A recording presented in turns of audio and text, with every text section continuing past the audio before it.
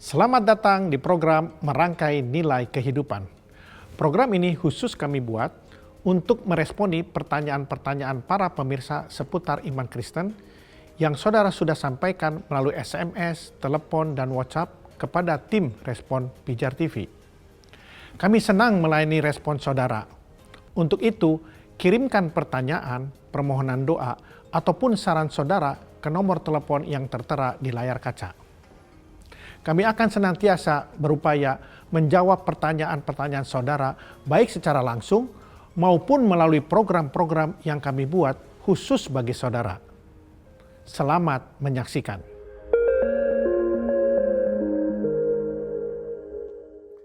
Selamat datang di program Merangkai Nilai Kehidupan. Pada kesempatan ini, kita akan membahas satu topik yang cukup banyak dipertanyakan di kalangan orang Kristen dan juga pemirsa Pijar TV, yaitu tentang keselamatan. Pada episode sebelumnya, kita sudah membahas tentang dosa, di mana dosa dan keselamatan itu tidak bisa dipisahkan. Ya, jadi kalau dosa tidak ada, tentunya keselamatan itu tidak ada. Nah, pada kesempatan ini, kita akan membahas secara detail apa arti keselamatan. Kalau ada orang bertanya, keselamatan itu apa? Hidup yang kekal, naik surga, dan lain sebagainya. Coba kita melihat apa definisi keselamatan menurut Alkitab. Kita buka di dalam Efesus 2 ayat 8. Sebab karena kasih karunia kamu diselamatkan oleh iman. Itu bukan hasil usahamu, tapi pemberian Allah. Ya, di sana ada kata diselamatkan oleh iman, bukan hasil usahamu, bukan hasil pekerjaanmu, semata-mata itu hanya pemberian Allah. Itu Efesus 2 ayat 8. Kemudian kita bisa melihat lagi di dalam Roma 3 ayat 23 dan 24. Demikian firman Tuhan. Karena semua orang telah berbuat dosa dan telah kehilangan kemuliaan Allah, dan oleh kasih karunia telah dibenarkan dengan cuma-cuma karena penebusan dalam Kristus Yesus. Dan ayat 27 kita lihat, jika demikian apakah dasarnya untuk bermegah? Tidak ada. Berdasarkan apa? Berdasarkan perbuatan? Tidak. Melainkan berdasarkan iman. Nah, coba kita lihat lagi ayat berikutnya di dalam Galatia 2 ayat 16. Kamu tahu bahwa tidak seorang pun yang dibenarkan oleh karena melakukan hukum Taurat, tetapi hanya oleh karena iman dalam Kristus Yesus. Sebab itu kami pun percaya kepada Kristus Yesus, sebab kami dibenarkan oleh karena iman dalam Kristus dan bukan oleh karena melakukan hukum Taurat. Sebab tidak ada seorang pun yang dibenarkan oleh karena melakukan hukum Taurat. Sehebat-hebatnya kita melakukan hukum Taurat, sehebat-hebatnya kita melakukan kebenaran, itu tidak memungkinkan untuk kita bisa diselamatkan. Jadi dari Efesus 2 ayat 8, Roma 3 ayat 23, 24, dan 27, dan dari Galatia 2 ayat 16, kita bisa simpulkan bahwa arti keselamatan adalah usaha Allah untuk mengembalikan tujuan penciptaan mula-mula manusia. Itulah definisi keselamatan. Ya, sekali lagi saya tekankan, keselamatan itu adalah usaha Allah, bukan usaha manusia. Tadi kita sudah lihat di dalam ayat-ayat yang sudah kita bacakan, bahwa itu semata-mata diberikan Allah secara cuma-cuma. Jadi bukan usaha manusia. Keselamatan itu adalah usaha Allah. Usaha Allah yang seperti apa? Untuk mengembalikan tujuan penciptaan mula-mula manusia. Nah, pertanyaannya, apa tujuan penciptaan mula-mula manusia? Coba kita lihat Kejadian 1 ayat 26. Kejadian 1 ayat 26. Berfirmanlah Allah, baiklah kita menjadikan manusia menurut gambar dan rupa kita, supaya mereka berkuasa atas ikan-ikan di laut dan burung-burung di udara dan atas ternak dan atas seluruh bumi dan atas segala binatang melata yang merayap di bumi. Ayat 27. Maka Allah menciptakan manusia itu menurut gambarnya. Menurut gambar Allah diciptakannya dia, laki-laki dan perempuan diciptakannya mereka. Jadi tujuan penciptaan mula-mula manusia adalah segambar dengan pencipta. Nah, ketika manusia jatuh dalam dosa yang sudah kita bahas di episode yang lalu, bahwa dosa membuat gambar Allah ini rusak. Dosa itu adalah hamartiah, meleset dari sasaran. Jadi, usaha Allah untuk mengembalikan tujuan ini, itulah yang disebut dengan keselamatan. Ya. Nah, tadi kita sudah bahas tentang Efesus 2 ayat 8. Sebab karena kasih karunia kamu diselamatkan oleh iman. Ya. Berarti kita diselamatkan oleh iman, bukan oleh perbuatan kita. Ya. Nah, kenapa manusia harus diselamatkan oleh iman? Nah, itu kan pertanyaannya. Kenapa manusia harus diselamatkan oleh iman? Dosa hanya bisa ditebus oleh orang-orang yang beriman. Kepada siapa? Kristus.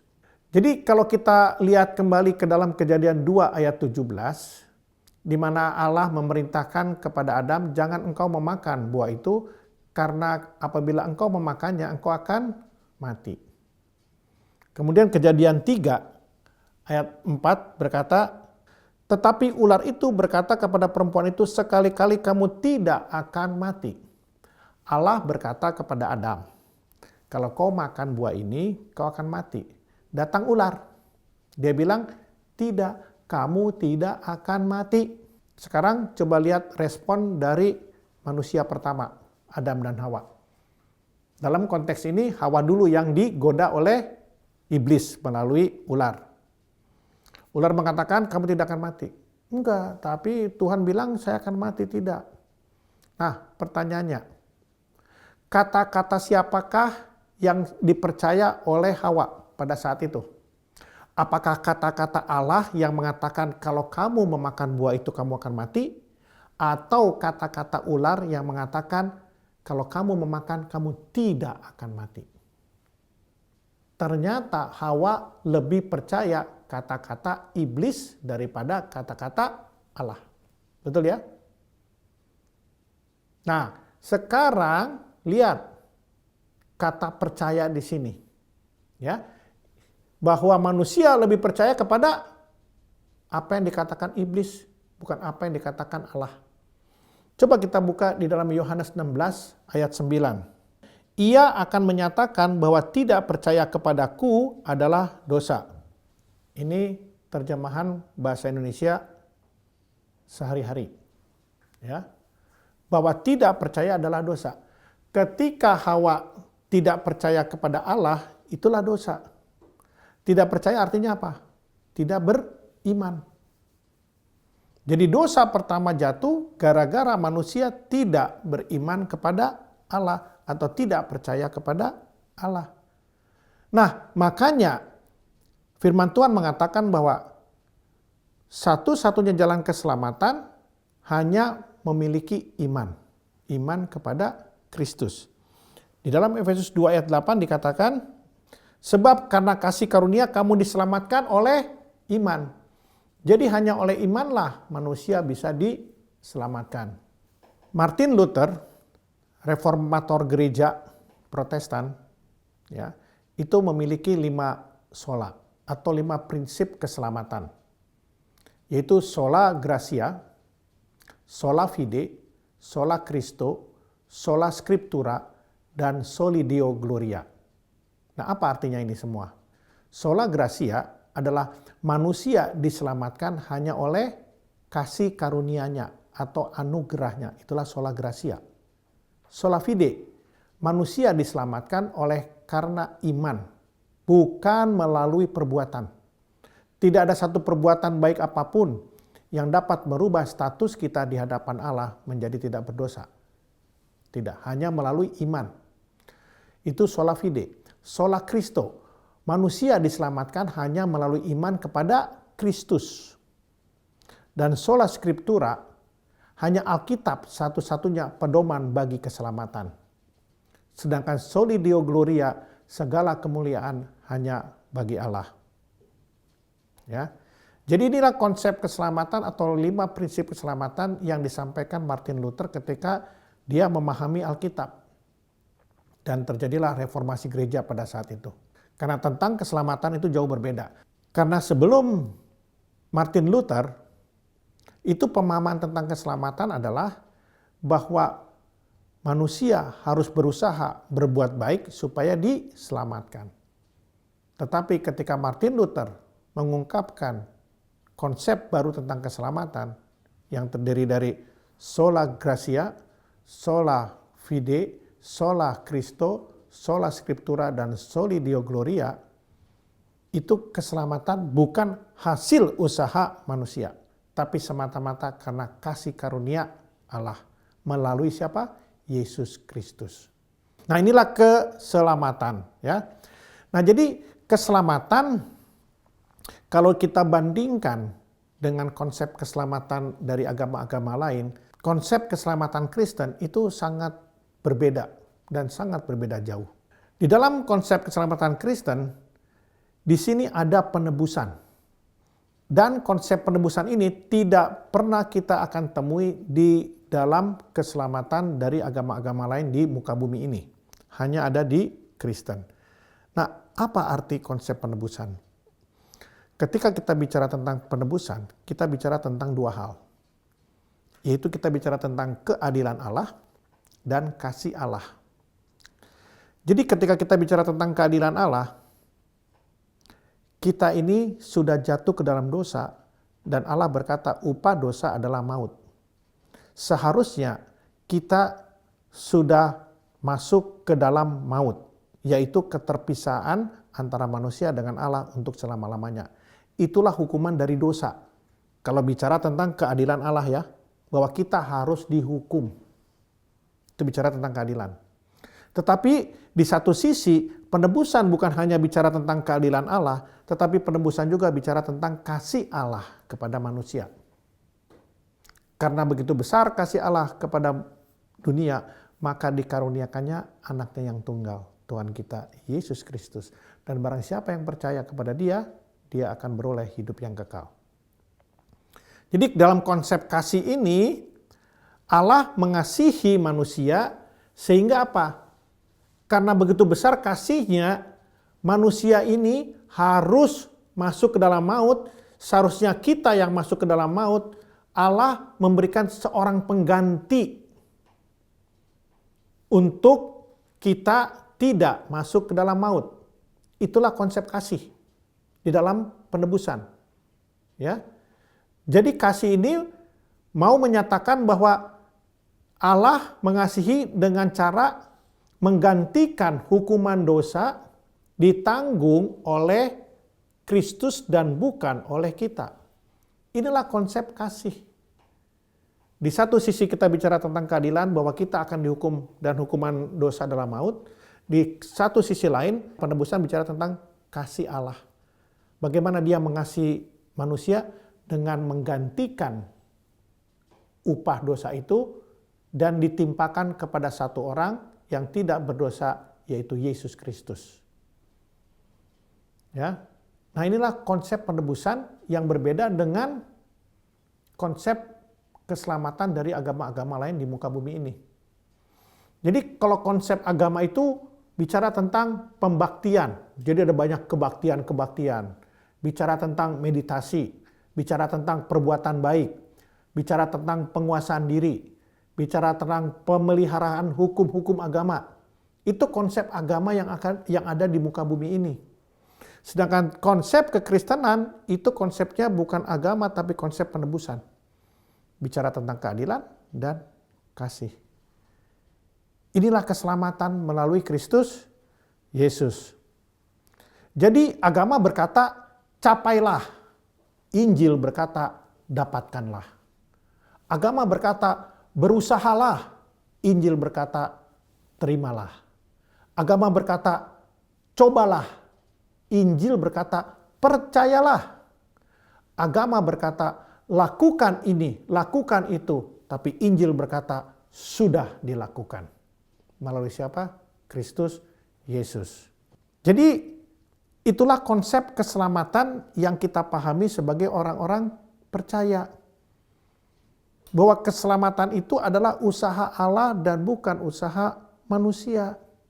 Tidak mungkin seorang bisa menyelamatkan dirinya. Pada episode yang lalu saya sudah membuat suatu ilustrasi tentang dosa. Dosa itu bagaikan manusia, ada seorang yang jatuh ke dalam sumur. Nah, dia jatuh sumur 10 meter, sumur kering katakanlah. Kaki patah, tangan patah. Mungkinkah orang ini bisa menyelamatkan dirinya dari dalam sumur tersebut dengan usahanya sendiri? Tidak mungkin. Itulah keselamatan. Bahwa keselamatan tidak mungkin bisa dilakukan oleh cara apapun oleh manusia. Sama seperti orang yang jatuh ke dalam sumur. Bayangkan dia sudah kakinya patah, tangannya patah, mungkin kakinya bisa naik? Enggak mungkin.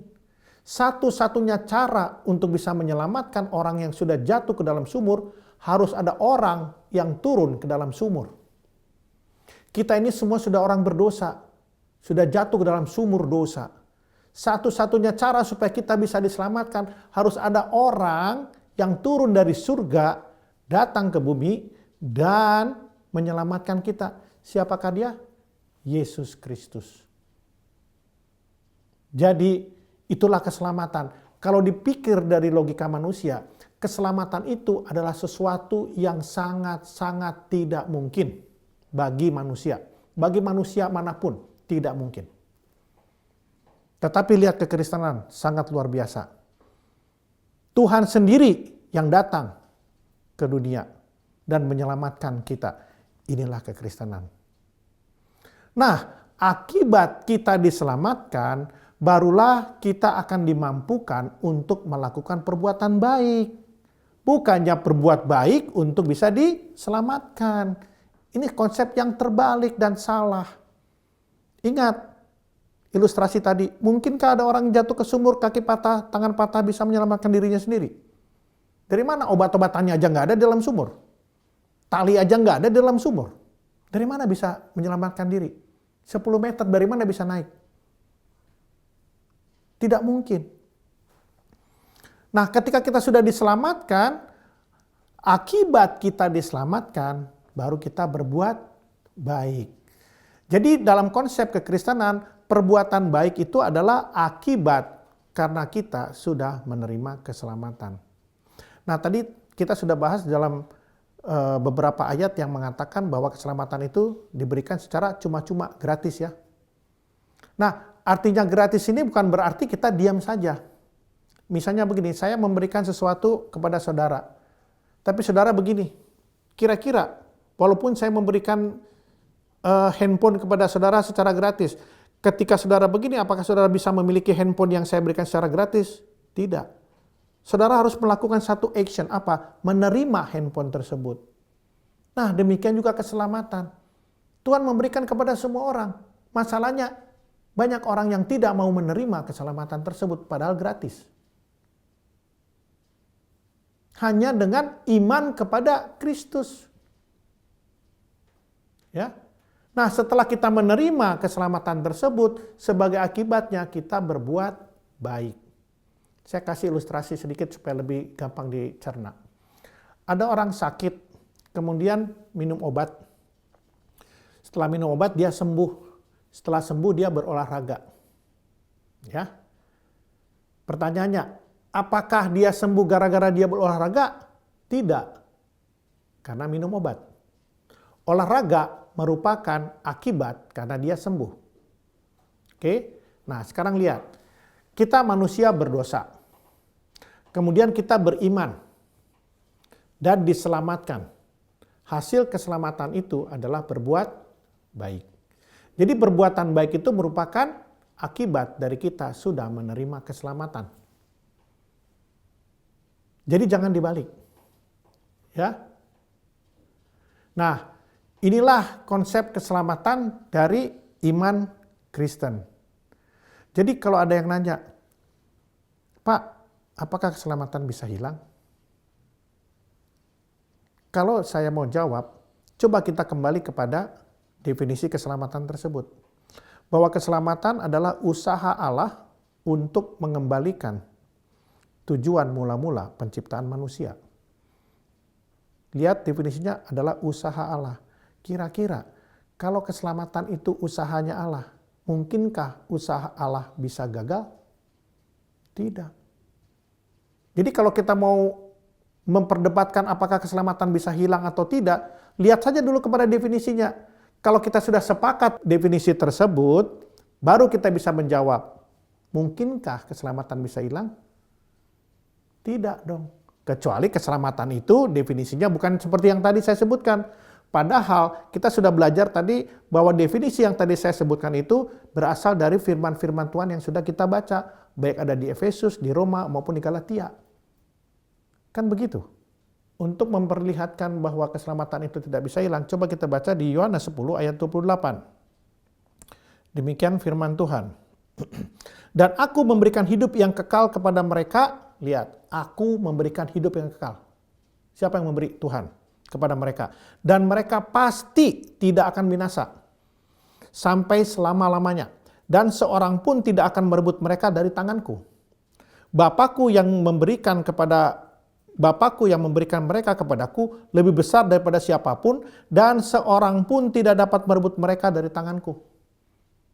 Firman Tuhan mengatakan, ketika orang itu sudah diselamatkan, ketika orang itu sudah menerima keselamatan, tidak ada lagi yang bisa merebut.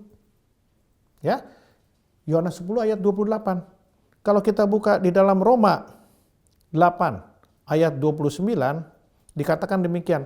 Sebab semua orang yang dipilihnya dari semula, mereka juga yang ditentukannya dari semula untuk menjadi serupa dengan gambar anaknya, supaya ia, anaknya itu, menjadi yang sulung di antara banyak saudara. Saya tekankan ya dengan kata-kata demikian. Mereka juga ditentukannya dari semula untuk menjadi serupa dengan gambaran. Yang tadi saya katakan bahwa dosa membuat gambaran itu rusak. Tapi Allah turun ke dunia, Allah berusaha lagi untuk menyelamatkan manusia, untuk mengembalikan rupa atau gambar Allah itu melalui Kristus Yesus. Mereka juga ditentukannya dari semula untuk menjadi serupa dengan gambaran anaknya. Nah, inilah konsep dosa dan konsep keselamatan. Jadi kita bisa mengerti sekarang apa arti keselamatan. Ya. Jadi kita mengerti sekarang tentang konsep keselamatan. Ya. Kalau dipikir-pikir, keselamatan itu satu hal yang mustahil. Tetapi bagi Allah tidak ada yang mustahil. Tuhan bisa melakukan apapun untuk melakukan keselamatan tersebut. Dan Dia berinkarnasi. Allah menjadi manusia. Itulah Yesus. Dan Dia menjadi doulos, menjadi seorang hamba. Orang yang tidak memiliki dosa, orang yang tidak pernah melakukan dosa, itulah yang harus dikurbankan. Karena di perjanjian lama pun untuk menebus dosa harus mengorbankan binatang yang tidak bercacat celak, yang sempurna. Nah, manusia berdosa kepada Allah. Berarti harus mengorbankan dirinya sendiri atau manusia yang harus dikurbankan. Ya, bukan binatang, bukan apa-apa, tapi manusia yang harus dikurbankan. Dan kurban manusia ini harus yang tidak boleh bercacat. Itulah Yesus Kristus. Ketidakcacatan atau kesempurnaan seorang manusia yang tidak berdosa hanya ada di dalam Kristus Yesus. Itulah manusia yang pernah lahir ke dunia ini yang tidak pernah jatuh ke dalam dosa. Dia tidak pernah berbuat dosa. Hanya melalui darah Yesuslah, kurban persembahan penebusan dosa inilah kita diselamatkan. Sehingga barang siapa yang percaya bahwa Yesus adalah juru selamat, Tuhan pencipta langit dan bumi, itulah yang diselamatkan. Inilah konsep keselamatan orang Kristen. Pemirsa Pijar TV yang dikasihi Tuhan, demikianlah pembahasan kita mengenai keselamatan. Tetap saksikan topik-topik menarik lainnya di program Merangkai Nilai Kehidupan di hari dan jam yang sama. Hanya di Pijar TV. Tuhan Yesus memberkati.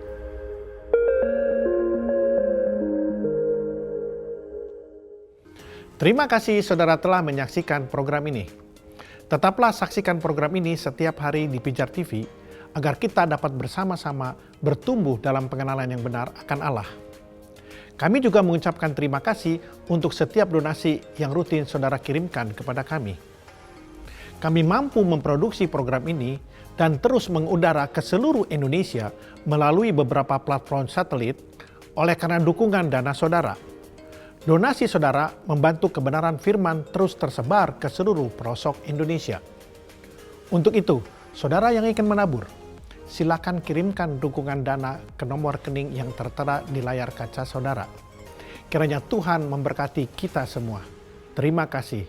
Salam terang bagi Indonesia.